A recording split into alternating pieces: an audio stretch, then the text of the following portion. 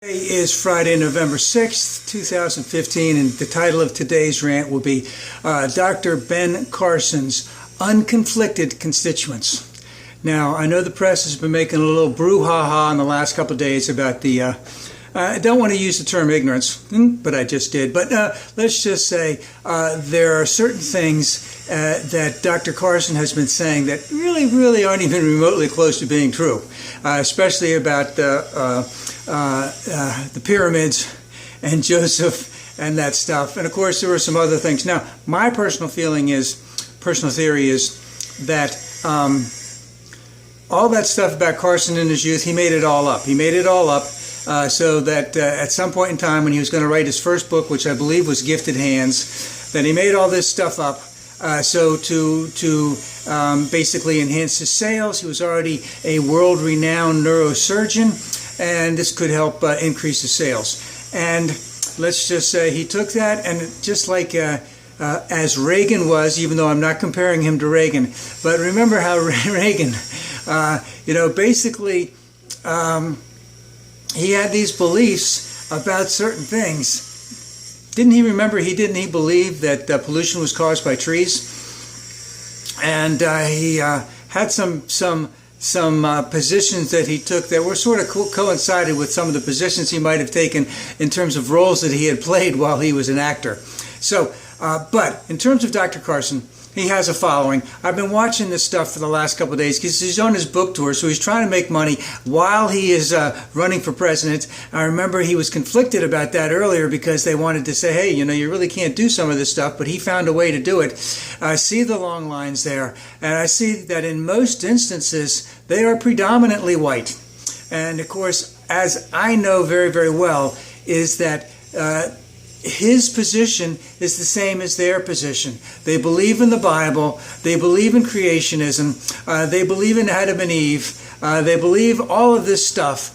And so if you talk to the people who are standing in line, as many of the reporters did, is that, number one, it doesn't bother them that he may be wrong about this stuff, and number two, he's right about this stuff, and they're pissed off that everyone's hounding him about it. So he has a very unflinching percentage of people who are behind him, and he's getting a lot of traction with what he's saying, whether or not people necessarily agree with him, but it was not what that makes up their decision. What's making up their decision is that he is like a non-Pentecostal preacher. So he comes on, he's not the fire and brimstone kind of person that gets up there and spouts all this stuff out. And they like this.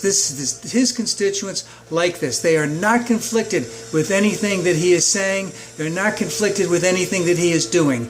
They see a lot of what I like to call moral clarity, or what they believe is moral clarity. Now, this is going to be a certain percentage of the population. He may even go up a little bit further. Maybe Trump will go down. We don't know where it's playing right now. Don't know if some of this stuff, in terms of his miscues on history, his miscues on other things, could actually bite him, and he might have to drop out of the race. But even the last thing, which I found very alarming, of him saying that it takes more to be a neurosurgeon than it does to be president of the United States, or as I like to say, he was a world famous neurosurgeon before he was 35 years old, or around that time, and he had now that he's 60 something, maybe his hands aren't quite as steady, maybe he just retired, I don't know, but now he thinks he can be president of the United States, and my particular point is he could never have been president of the United States in terms of what it took to be president of the United States when he was 35 or whatever. And remember, he was the first one that headed the team at Johns Hopkins, I believe it was around 85, maybe a little bit earlier, that separated conjoined twins at the head. I believe it was a 70-hour operation, something like that. So it's almost conflicting, but it's not conflicting to the people who like him. And we need to accept that this is a lot of people. And what are they angry at? And why do they see him as a savior? They're angry at Paul Ryan, Mitch McConnell, Jeb Bush. Marco Rubio's a new face, so they're going to put up with him. Same with Ted Cruz. They don't see anything in Lindsey Graham. They don't see anything in Chris Christie. So they are hungering for someone who can do something that they think is not really that difficult to do, meaning be president of the United States, because all it takes is moral clarity, to be a religious person who believes in God, who believes in creationism, who believes in the Bible. And if we can elect someone like that, all of our troubles will be gone. I hate to say it, your troubles will just be beginning at that point.